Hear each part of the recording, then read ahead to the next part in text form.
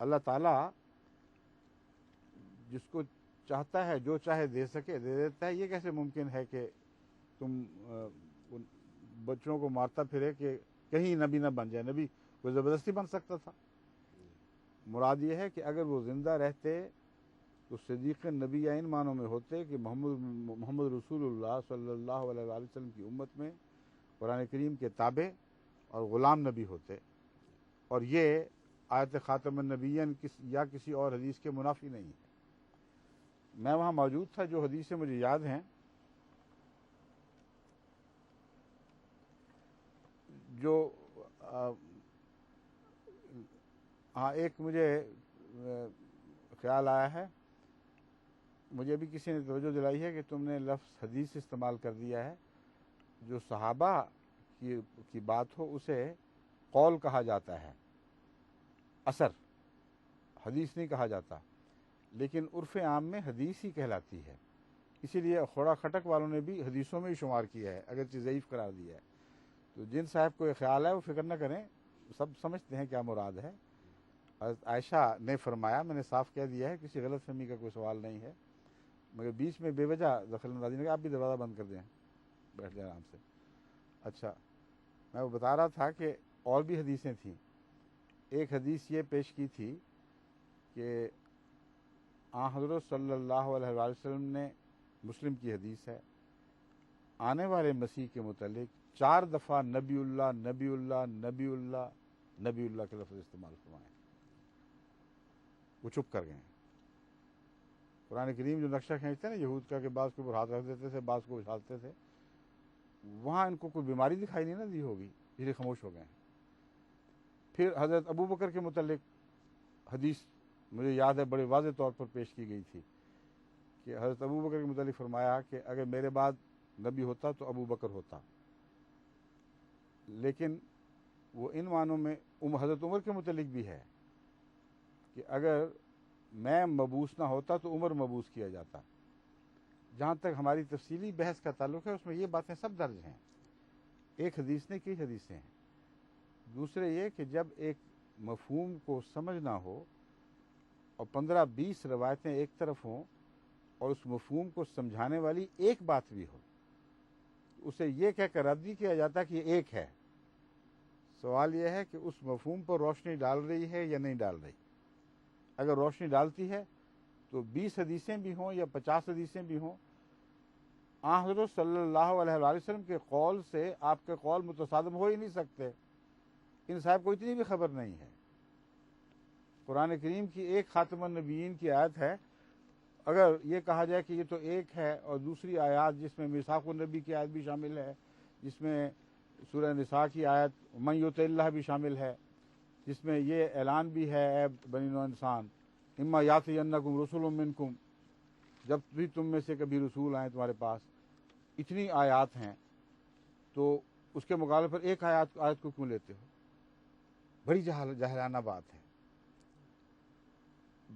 اصل بنیاد یہ ہے کہ نہ قرآن میں تضاد ہے، نہ محمد رسول اللہ کے قول میں تضاد ہے. اور حضور صلی اللہ علیہ وآلہ وسلم کا قول دوسرے اقوال کی تشریح فرماتا ہے، ان سے متصادم نہیں ہوتا. بس جو حدیثیں ہم نے، جو اول تو ایک یا دو نہیں ہیں، کئی تھیں، جو حدیثیں پیش ہوئی ہیں ان سے حضور اکرم صلی اللہ علیہ وآلہ وسلم کے دوسرے اقوال پر روشنی پڑتی تھی. پھر لا نبیہ والی حدیث پر بھی گفتگو ہوئی ہے، وہاں اس کا بھی ذکر تھا.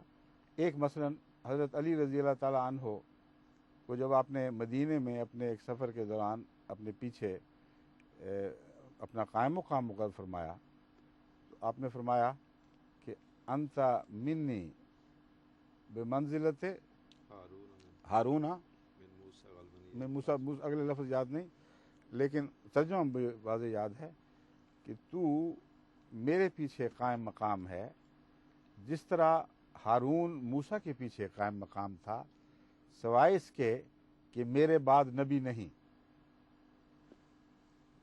اب اس حدیث سے تو ہم نے یہ استنباط کیا، وہ کہیں گے اپنی مرضی کا کرتے ہو، تو تم کون سا اپنی مرضی کے خلاف استنباط کرتے ہو؟ یہ بھی کون سی عقل کی بات؟ ہر شخص اپنی مرضی کا استنباط کرتا ہے. دیکھنا یہ ہے کہ تمہاری مرضی والا استنباط معقول ہے یا ہماری مرضی والا معقول ہے. ہمارے استنباط کو قرآن اور حدیث تقویت دے رہے ہیں، تمہارے استنباط کو. مراد بات سے مراد ہمیشہ کا بات تھا ہی نہیں، کیونکہ آپ نے واپس آنا تھا، اور واپس آنے کے بعد قائم مقامی ختم.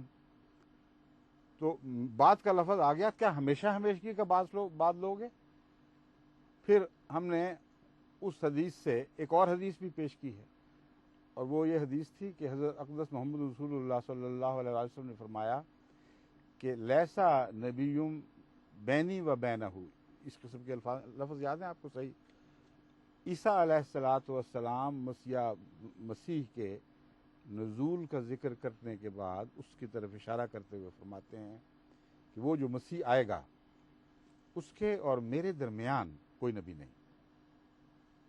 تو بعد نے یہ بھی طے کر دیا کہ وہاں تک کوئی نبی نہیں، لیکن وہ ہوگا، اور یہ حدیث مسلم کے منافی نہیں ہے. تو بعد سے مراد قیامت تک کا بعد ہے یا مختصر بعد ہے؟ بعد مختلف معنوں میں استعمال ہوتا ہے. بعض علماء نے لفظ بعد کو، جیسا کہ ملا علی قاری نے بھی ان معنوں میں استعمال فرمایا ہے کہ بعد کا یہ بھی مطلب ہوتا ہے مخالفت میں، چھوڑ کر. تو وہ حدیثیں جن میں بعد میں آنے کا ذکر ہے کہ میرے بعد کوئی نبی نہیں، حدیث ابراہیم والی، لو عاشا ابراہیم والے کی روشنی میں یہ معنی رکھیں گی. انہوں نے ان کو زیادہ کر کے اس کے معنی نہیں بدلائے. اس حدیث کا مضمون بالکل واضح ہے. اس کی روشنی میں یہ فرمایا کہ ان حدیثوں کا یہ مطلب ہوگا کہ محمد رسول اللہ کو چھوڑ کر، اور قرآن کریم کی یہ اس آیت کی مثال پیش فرمائی ہے، فبأي حدیث بعد اللہ ہے وہ رسول ہی ہے یا من بعد ہی، نہیں من بعد اللہ ہے یا بعد اللہ، مجھے لفظ یاد نہیں ہے. جہاں قرآن کریم یہاں رہنا چاہیے موجود، تاکہ فوراً دیکھ لیا کریں آپ، سمجھیں.